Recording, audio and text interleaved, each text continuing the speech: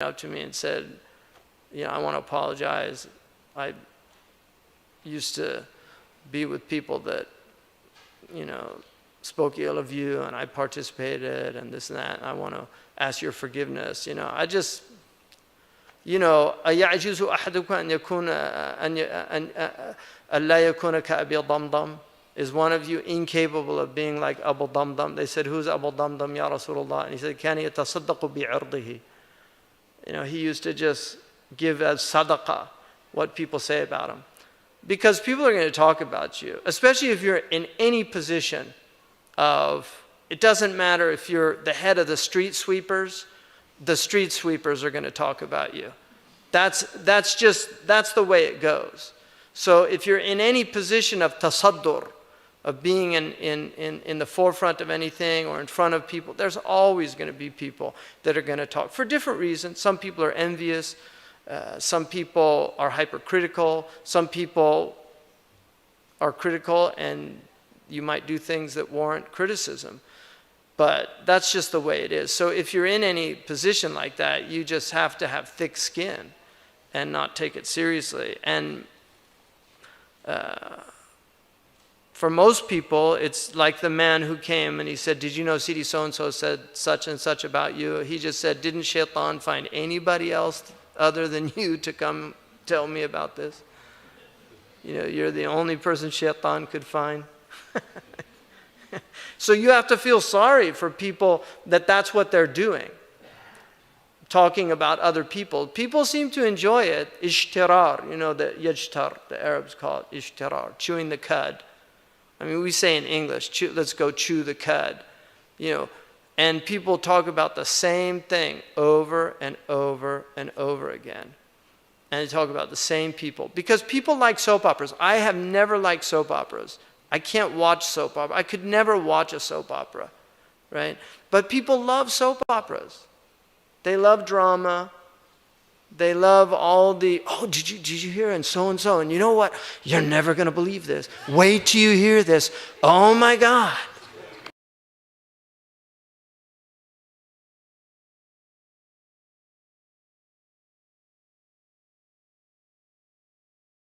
Right? And people love it. They just thrive. People that never do anything for Islam, when the fitna comes, oh man, you have to do something about this. We're going to all get, and suddenly it's like they've got all this energy. They weren't there for the bake sale. They weren't there for the fundraiser. They weren't there for none of that. But when it's fitna, they all come out. Just filled with energy. And it's always self-righteous. It's always indignant. We have to do, brothers, we cannot allow this, right? And this is the human condition. It's really a puppet show. So on the one hand, you have to be able to kind of watch it and, interesting. Because it's going to be, trust me, at a certain time, my eyes collide head on with stuffed graveyards, false gods, I scoff at pettiness, which plays too rough. Walk upside down inside handcuffs, lift my legs to kick it off, say, all right, I've had enough, what else can you show me? At a certain point, this is what life is. It's just pettiness. It's all of these things that are going on. The Conqueror Worm is a poem that you should read every once in a while by Edgar Allan Poe, just to remind yourself that it's the worm that wins in the end, right?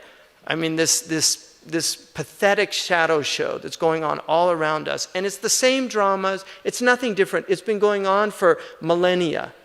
The same problems, these human problems, all the petty. It's been going on for millennia. And we're here and getting in it. And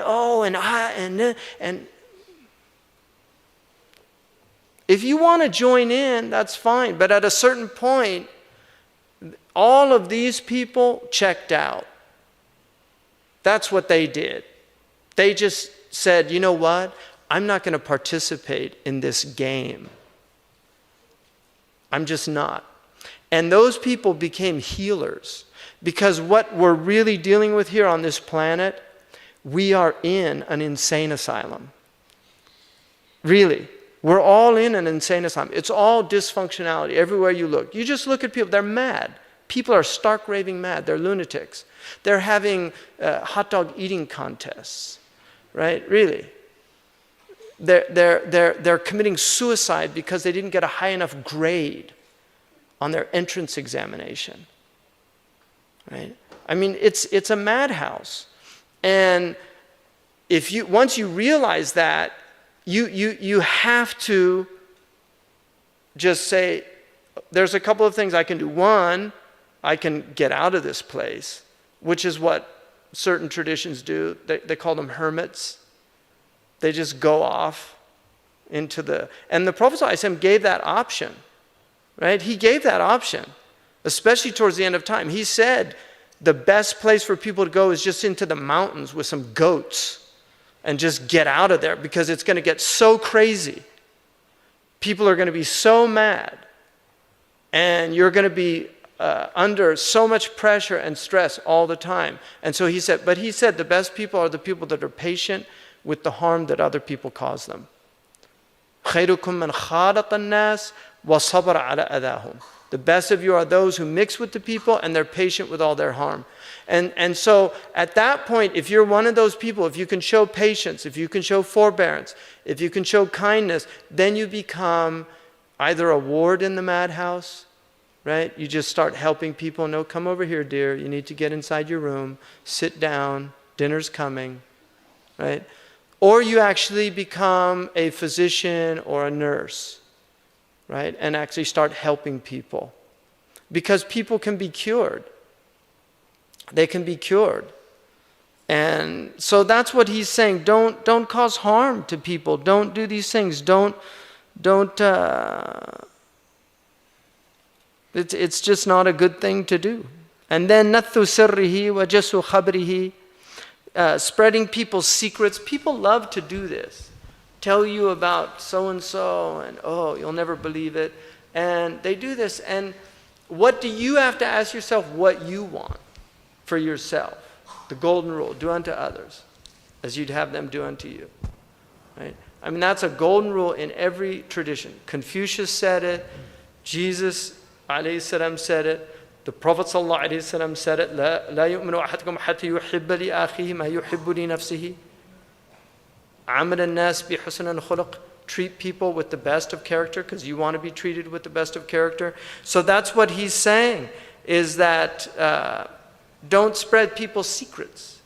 The Prophet ﷺ said, if a man is going to tell you something and he looks like that, it's an amana.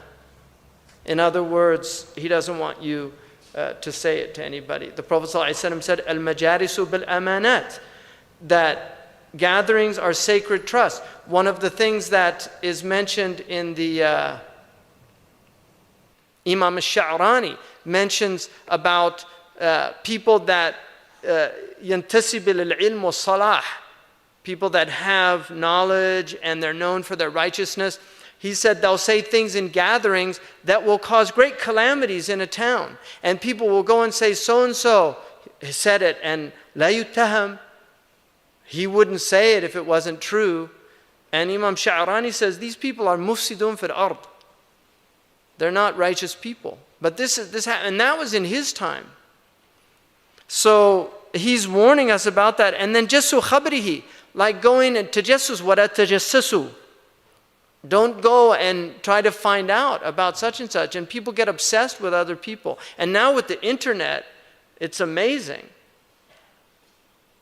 Right? Google Earth, just start monitoring their house. Right? I mean, all the tools. Now, you can buy now, they have whole magazines dedicated to spying on other people. So you can buy, now they have things that you can direct them. So you can sit on a park bench and there's two people talking on another park bench and you can hear the whole conversation. And people can buy, this is like open, you can buy it anywhere. It's just amazing. So these are real problems, Bismillah. وبث سره وجس خبره ومدحه إلا لأمن ضرره بدين ممدوح أو المزكي كعجب أو تنافق أو إفك. Prohibited also is revealing someone's secrets, seeking information about him, or praising him unless there is safety from the harm of praise. This includes the safety of both the religion of the one being praised and the one praising. Examples are safety from vanity, hypocrisy, or hyperbole in praise.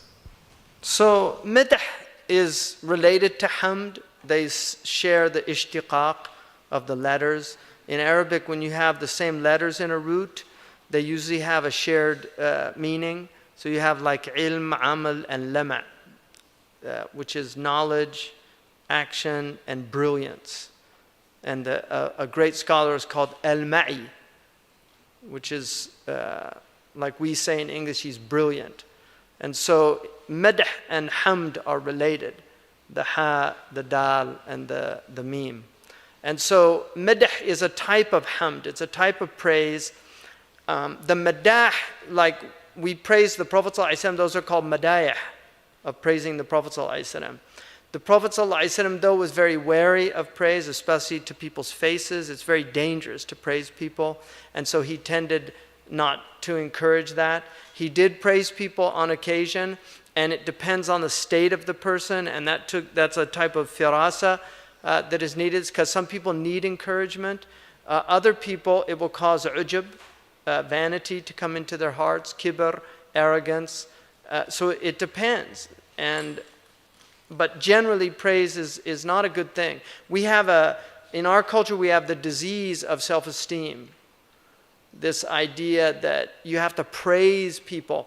When I was a kid, they had, when you went like in a contest, like I used to be do different contests, but you always had first place, second place, and third place. So even if you had 100 kids, there were only 3 that were going to win a prize. Maybe you get honorable mention. Now everybody goes home with a trophy.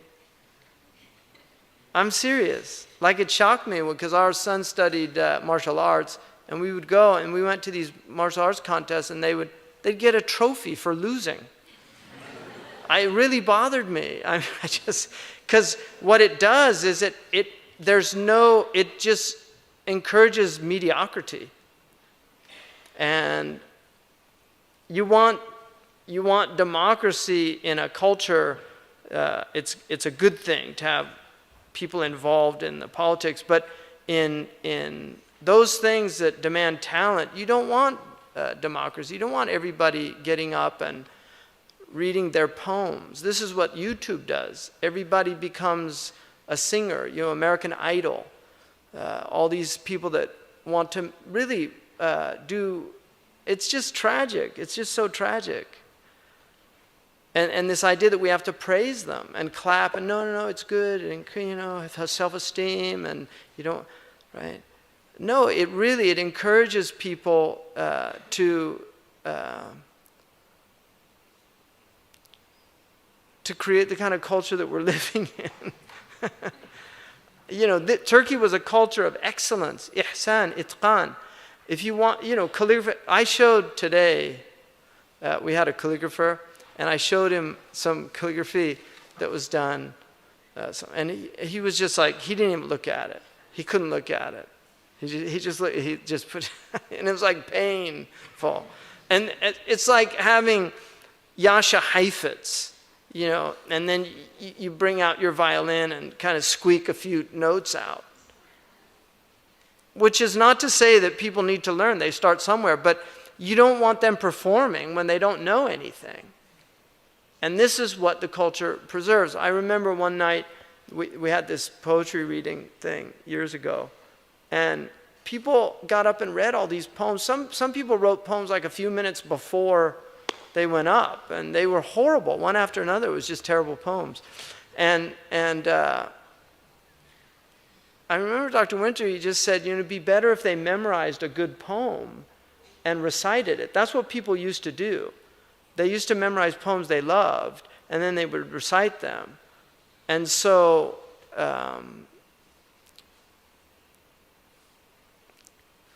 anyway.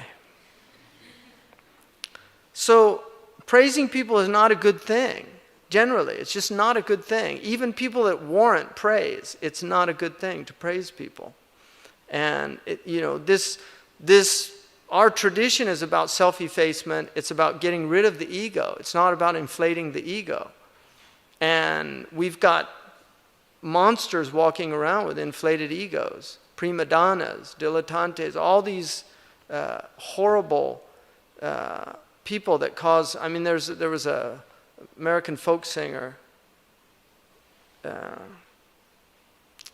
who said that talent is never an excuse for bad manners. Just because you're talented doesn't mean you have the right to treat people badly. And there's a lot of people that's what happens. They become very good at something, everybody praises them all the time, and then they become tyrants. Especially if it happens from the time they're little. It's a terrible thing to do to a child. And I would recommend reading Tolstoy's What is Art? It's one of his later works. It's not a long work, but he talks about how dreadful it is, what we do to children by making them work really hard to become masters at ballerinas or concert pianists or whatever, and then they're there for a certain class of people as objects of amusement. And then they praise them.